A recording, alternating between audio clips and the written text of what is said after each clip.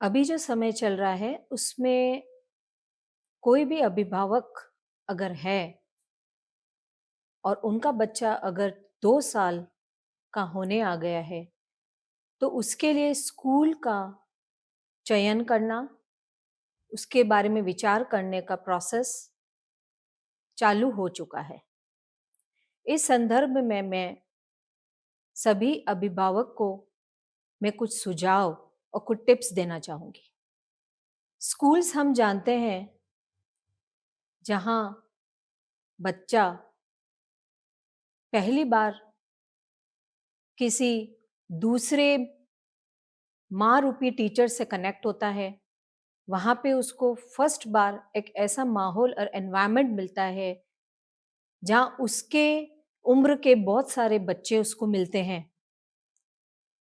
एक नए-नए चेहरे दिखना, नए-नए प्रतिक्रियाएँ पूरे दिन होना, न्यू-न्यू इंट्रोडक्शन, नई-नई आवाज़ें, हर टीचर का एक अलग तरीके से बात करना, फ्रेंड्स से बातचीत, मिक्सिंग, शेयरिंग, वो सब पहले अनुभव होते हैं, फर्स्ट अनुभव होता है। तो हम बच्चों को किस तरीके का सिलेक्शन स्कूल के बारे में करें, तो उसमें हम ये ज़रूर सोचें कि मेरा बच्चा किस तरीके का है। पहले think about the child first, then think about the school. हम इसमें रश न करें, क्योंकि मेरे फ्रेंड का बच्चा उस स्कूल में जाता है, इसलिए वहाँ भेजना है, या फिर उसका भाई-बहन, भले रियल हो या कज़िन, वहाँ जाता है इसलिए भेजना है, या गली में कोई स्कूल है जो बहुत पास में पड़ता है, क्योंकि मैं मेरे ऑफ़िसेज़ में जाऊँगा, तो मेरे लिए बिल्कुल नियर बाय है, इसलिए उसको छोड़ता हुआ जाऊँगा। ये जो बातें जो आज इतनी लॉन्ग लॉन्ग ईयर से जो कॉमन फैक्टर्स बच्चों के स्कूल सिलेक्शन में चल रहे थे, वो अब प्राइमरी नहीं रहे। ये एक सेकेंडरी पॉइंट्स हो गए हैं सारे। हमें सबसे पहले बच्चे के बारे में सोचना है।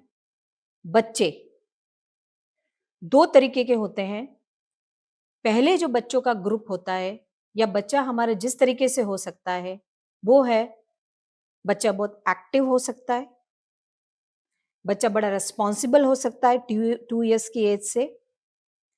बच्चा को किसी भी तरीके की एंजाइटी नहीं होती है। बच्चा can take care of his things as well as can take care of the other things also.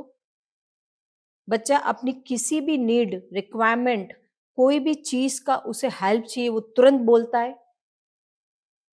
In fact उसका fine motor skill, gross motor skills बहुत ही अच्छे लेवल पे चल रहे होते हैं। इस उम्र में बच्चा टॉयलेट पॉटी ट्रेन्ड होगा। ये ग्रुप वाले बच्चे जो होंगे वो डायपर्स नहीं पहन रहे होंगे। ये ग्रुप वाले बच्चे बॉटल फीडर नहीं होंगे।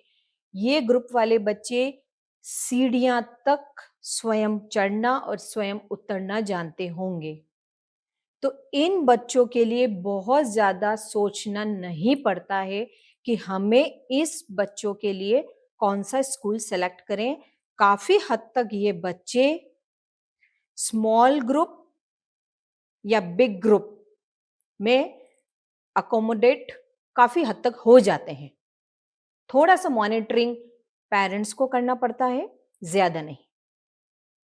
अब दूसरा ग्रुप जो बच्चों का बनता है, वो है जो बच्चे इंट्रोवर्ट हैं, शाय हैं, काम है, क्वाइट है, बच्चा आउटस्पोकन नहीं है, बच्चे को 2-4 स्टेप्स भी क्लियरली वो नहीं चलता है, उसका fine motor skill, gross motor skill अभी 20-30% ही डेवलप्ड है।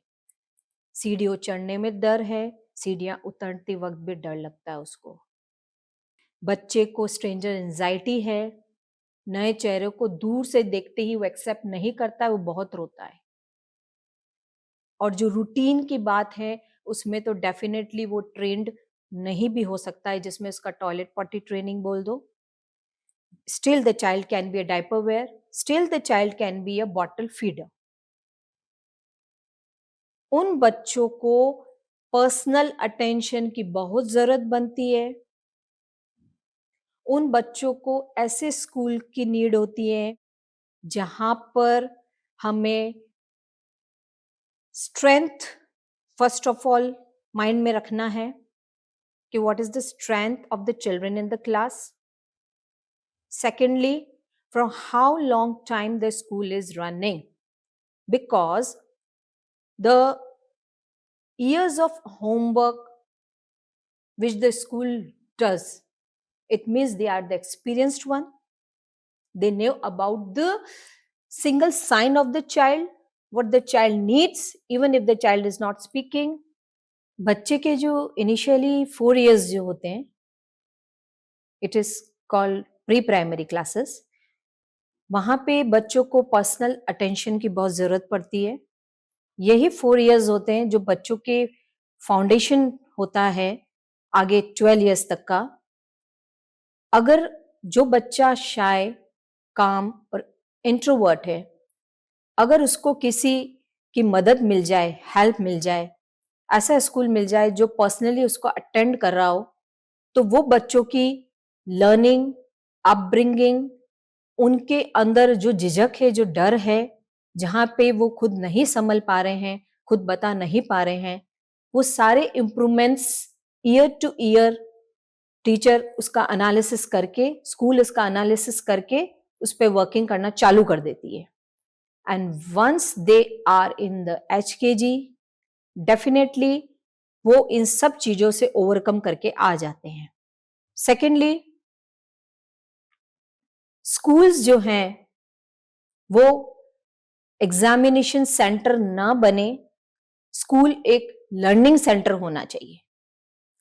वहां बच्चों को हमें ये नहीं बताना है कि ये बच्चे बोल पा रहे हैं, ये बच्चा लिख पा रहा है, ये नहीं लिखता है, ये करता है.